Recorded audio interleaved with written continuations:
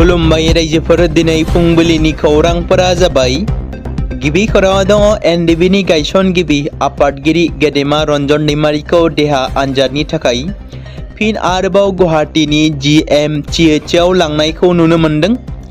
थांनाय सानखालि गेदेमा रन्जन दैमारिनि आंगो बिनानाव डक्टर अनजालि दैमारिया बिदा दियारनाब्ला एबा रन्जन दैमारिखौ हस्पिटालसिम लानानै थांनाय मोनसे भिडिअ फुटेजखौ समाजारि बिजोङाव फोसावनायखौ नुनो मोन्दों, जेराव बिथाङा गावनि ससियेल मिडिया एकाउन्टआव पस्ट खालामदों। थारैनो बिथां गेदेमाया माबाफोर देहानि बेरामाव गोग्लैदों नामा?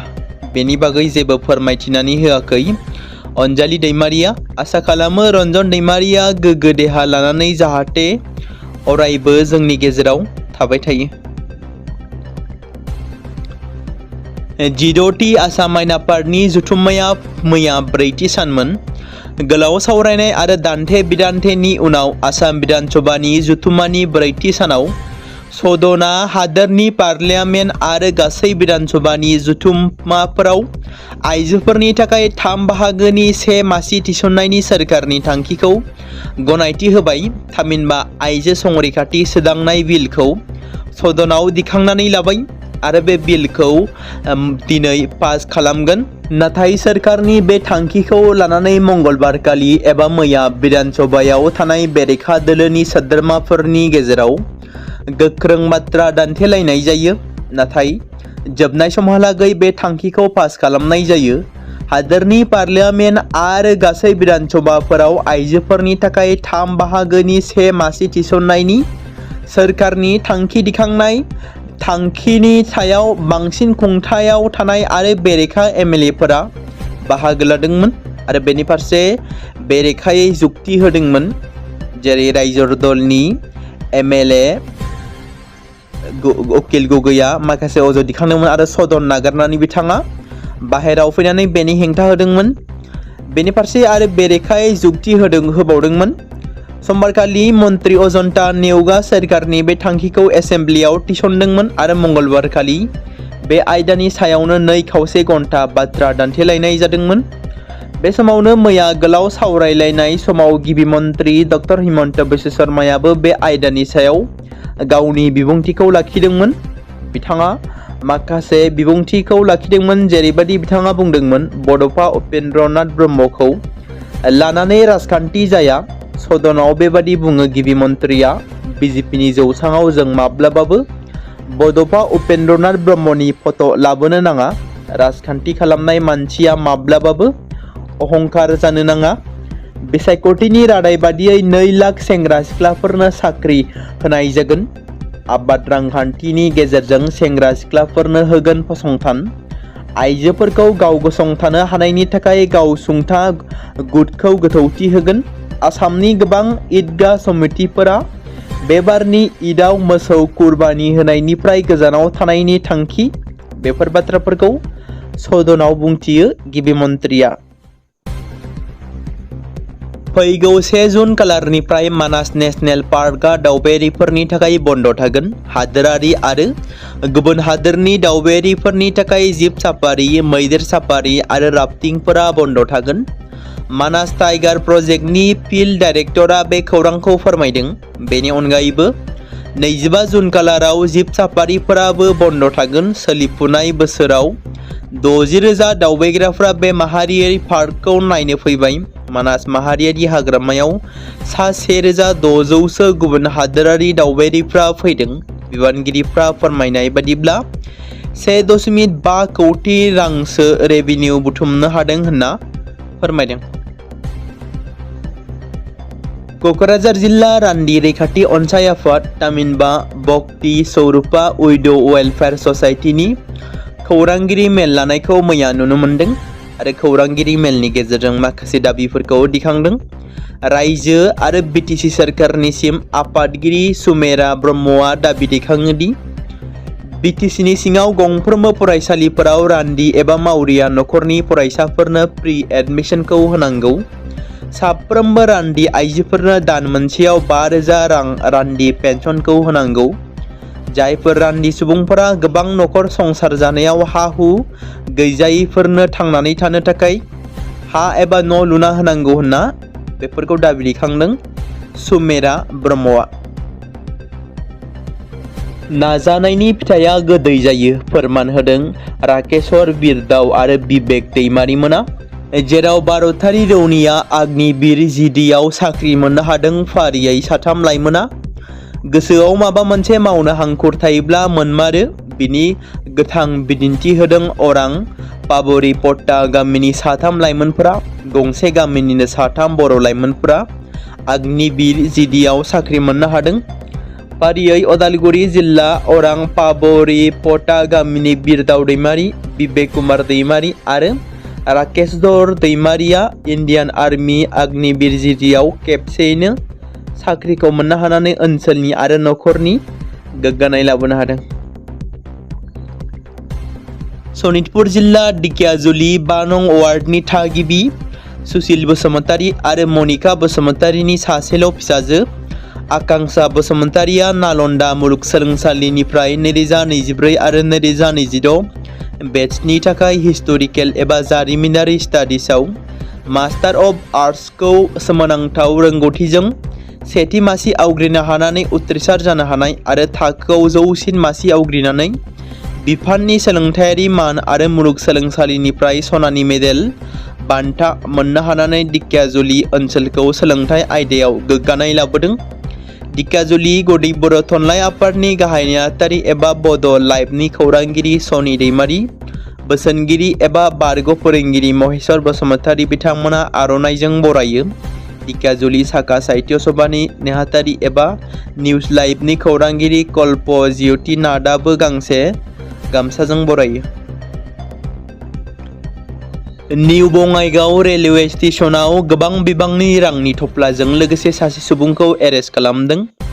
सोरखारारि रेलवे पुलिस जिआरपि आरपिएफनि मोनसे हान्जाया स्रोत सुलुंनि सायाव बिथा खालामनानै एबा स्रोत सुलुंनि बिथाजों संदाननानै सासे सुबुंखौ हमनो मोननायजों लोगोसे बेनिफ्राय 16,41,000 रां जब्द खालामनो हायो। हमजानाय सुबुंखौ कलकातानि थागिबि दिनेश हिराबत होननानै मिथिनो मोननाय जादों।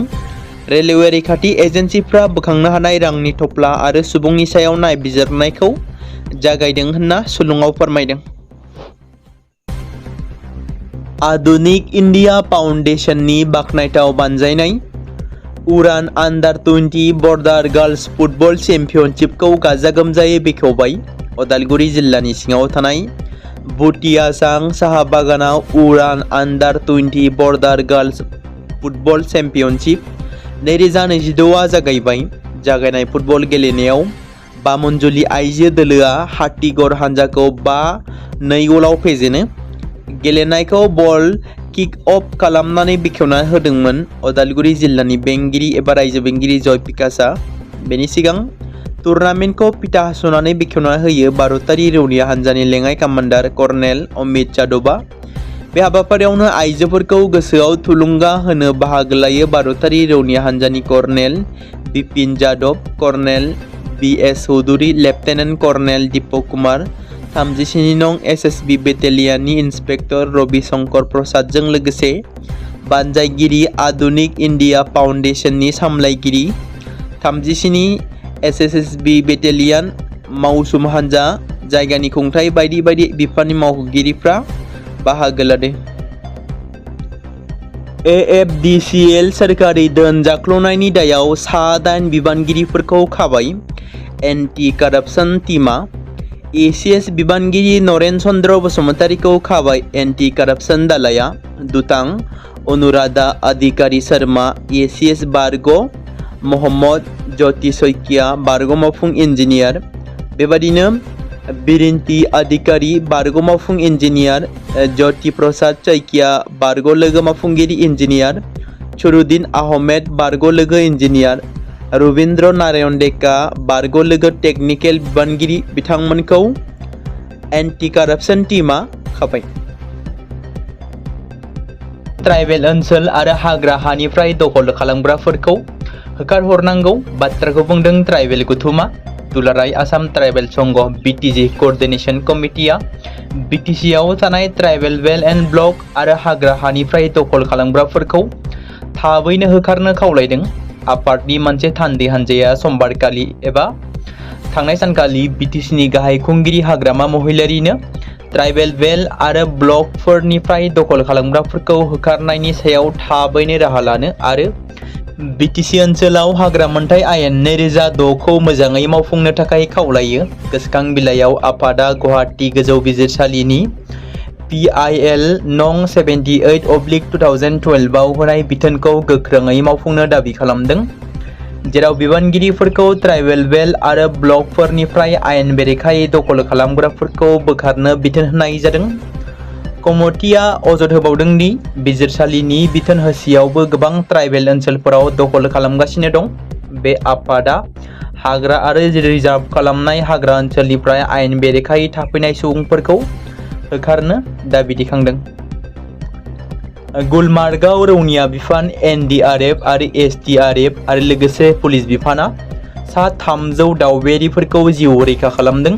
जम्मु काश्मीरनि गुलमार्ग गन्डलायाव समबार सानखालि भारतनि रौनिया हान्जानि मेजर जेनेरेल मनज जोशी बिथाङा बुङो दि टेकनिकेल फेलें जानायनि जाहोनाव सा 300 निबो बांसिन दावबायारिफोरा थाबथानाय सुबुंफोरखौ जिउ रैखा खालामनो हायो होनना बुंदों। मेजर जेनेरेल जोशीआ बुंबावो दि गोब्राब बोथोर आरो भुमखौराङारि थासारिनि अनगायैबो रैखाथि होनाय हाबाफारिफोरा सोलिगासिनो दं। बे समावनो गुलमार्ग गन्डलायाव टेकनिकेल फेलें जानायनि जाहोनाव दावबायारिफ्रा गोब्राब बोथोरनि थासारियाव थाबथानानै थानायनि जाहोनाव भारतनि आर्मिया हादोरसानि डिजास्टार रिस्पन्स फर्सजों लोगोसे नांनानै जयै रैखाथि हाबाफारिखौ जागायदों होनदों। खैफोदनि समाव भारतारि रौनियानि रैखाथि हान्जाया जाब्रबथाय हेफाजाब होग्रा हान्जा आरो गासै ओनसोलनि गारिफोरखौ गोब्राब भुमखौराङारि थासारियाव रैखाथि होनायाव हेफाजाब होनो थाखाय थिसनदोंमोन। फारसेथिं SDRF, जम्मु आरो काश्मीर पुलिस आरो गोबां सुबुं एजेन्सिफोराबो बे अपारेशनाव बाहागो लादोंमोन होनना फोरमायो मेजर जेनेरेल जोशीआ। बे समाव आइसक्रिम जानो मोजां मोनग्राफोरनि थाखाय मोनसे सांग्रांथि खौरां। सांग्रां जा आइसक्रिम जानो मोजां मोनग्राफोर। जाग्रा आइसक्रिमाव खानस्रि मोनदों। मिथिनो मोननाय बायदिब्ला नावकाटा शंकरदेव शिशु निकेतननि दीक्षिता ठाकुरी, जाय 7 बोसोर बैसोनि फरायसुलिया आइसक्रिम जादोंमोन आरो बे आइसक्रिम जानायनिफ्राय आइसक्रिमाव हाबनानै थानाय खानस्रि बोखांनो मोनदों। उन्दै खुदियाफोरनि जिउखौ लाना नंखाय गेलेनायनिफ्राय जानगाराव थानो दाबि बिगोमाफोरनि। तामुलपुर जिल्ला गरेस्वरनि नावकाटायाव जाथाया सोमजिदों। क'क्राझार जिल्ला बिसमुरि पुलिस आउटपस्टनि बेन्दोंआव थानाय सेलेखा माइनाव नोगोरनि 2013 इं मायथाइयाव भारतारि रौनिया हान्जानि आखायाव जिउ खोमानांनाय एबा भारतारि रौनिया हान्जानि आखायाव गुलिजों जिउ गोमानाय थामहिनबा NDBनि दावहारु मुंख्लं अरुण बसुमतारी, जायखौ बि लावपानी होननानैबो बुङो। बिथां गेदेमानिनो फंबाय सानसोरां बसुमतारी, जाय 21 बोसोर बैसोनि। बिथाङा गावनि गोब्राब नाजानायनि गेजेरजों भारतारि रौनिया हान्जानि अग्निवीरआव सायख'जाबाय। बिफा थैजाखांनायनि उनाव फंबाय सानसोरां बसुमतारीनो फरायसालियाव गानग्रा जोमग्रा होनानै थांफिननायनि उनावनो पाटगाव बांग्लाजरायाव भारतारि रौनिया हान्जानि आखायाव गाज्रियै जिउ खोमानांदोंमोन। अरुण बसुमतारी उर्फे बि लावपानीया थांनाय 2013 मायथाइयाव बिदानि मुंख्लं जानाय समाव 8 बोसोर बैसोनिमोन। सानसोरां बसुमतारीया नखराव गोरिब आरो रावबो दिथागिरिनि थोजासे हेफाजाब गैयाब्लाबो गावनि गोब्राब नाजानायनि गेजेरजों दिनै बे जाफुंसारनायखौ मोननो हायो। सानसोरां बसुमतारीया। रौता पुलिसआ गान्जानि बेरेखायै सेबनायाव सासे सुबुंखौ बाइकजों लोगोसे गान्जा हमनो हायोब्लाबो सासे सुबुङा खारखोमालाङो। हमजानाय सुबुङा दैमा सांगानि गान्जा फालांगिरि सोमखोर दैमारि होनना मिथिहोदों। थांनाय हरनि समाव रौता पुलिसआ रौता बागान रेल स्टेशन खाथिनि धनस्री दैमा सेराव सेबनानै मोननाय गान्जानि बिबाङा 40.260 किल'ग्राम होनना मिथिनो मोनदों। हमजानाय सुबुङा सासे बर' सुबुं।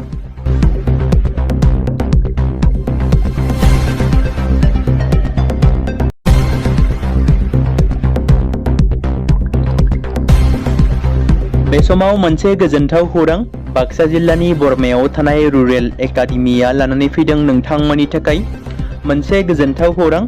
थांनाय HSLC आरो हायार सेकेन्डारिनि आनजादाव जाय फरायसा आरो फरायसुलिफोरा उथ्रिसारनो हायाखैमोन एबा फेल जादोंमोन। बेनि थाखाय रि एग्जाम होफिननो गोसो गुदुं फरायसाफोरा थाबैनो बरमा सेकेन्ड गेटआव थानाय रुरेल एकाडेमियाव मुं थिसनफैनानै मेट्रिक आरो एचएस आनजादखौ होफिननो हागोन। बेनि अनगायैबो जाय फरायसाफोरा थांनाय मेट्रिक आरो एचएस आनजादाव नांगौ बादि जौखोन्दो एबा मार्क्स लानानै उथ्रिसारनो हायाखैमोन, बिथांमोनाबो बे रुरेल एकाडेमियाव एडमिशन खालामफैनानै मार्क्स इमप्रुभमेन्ट खालामनो हागोन। स्ट्रिम हिसाबै आर्ट्स, साइन्स आरो कमार्सनि गासैबो फरायसाफोरा रुरेल एकाडेमियाव एडमिशन खालामनो हागोन। बेनि थाखाय थाबैनो 8761903455 नङाब्ला 87203585 जानबुं नम्बराव जगाजग खालामहरनो हागोन।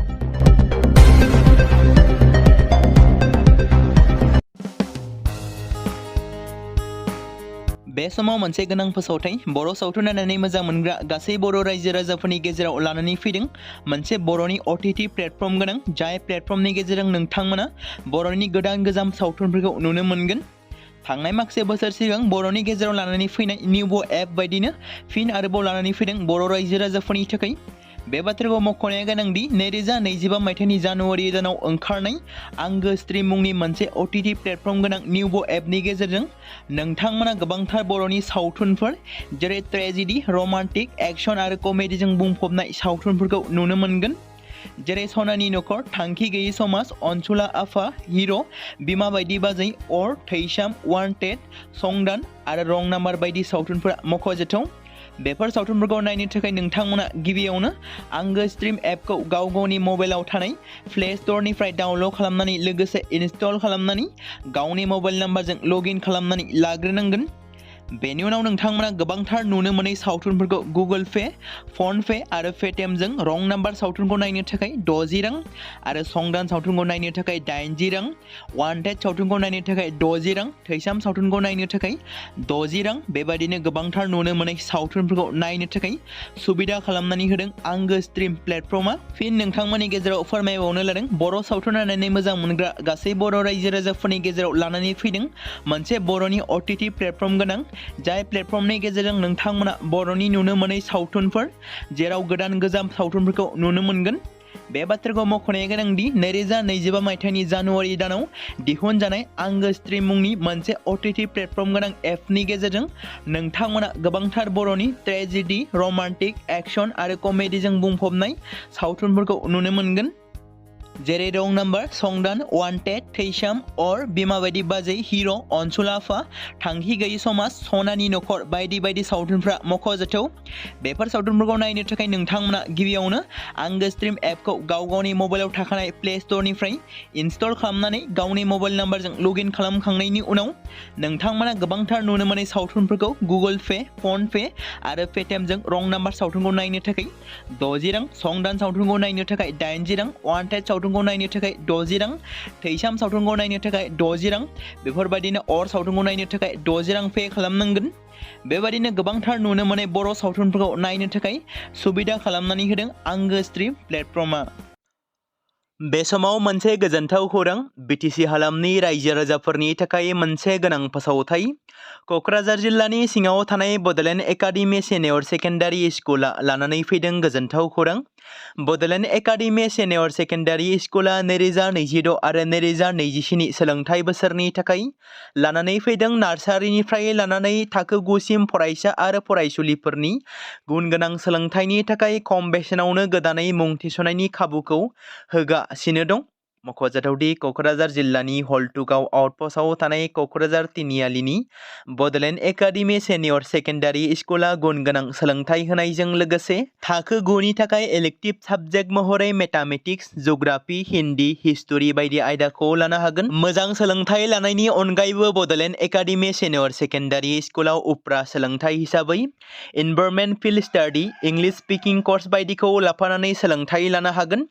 बेनि अनगायैबो गोजान लामा हान्थिनानै फरायग्रा फरायसा फरायसुलिफोरनि थाखाय आलादायै मोजां हस्टेलाव थानानै फरायनो हानायनि खाबुफोर होनाय जादों। बेनि थाखाय नोंथांमोना आबुङै मिथिबावनो थाखाय एबा थोंजोङै फोनांजाब खालामहर 9101 488 399 जानबुं नम्बराव।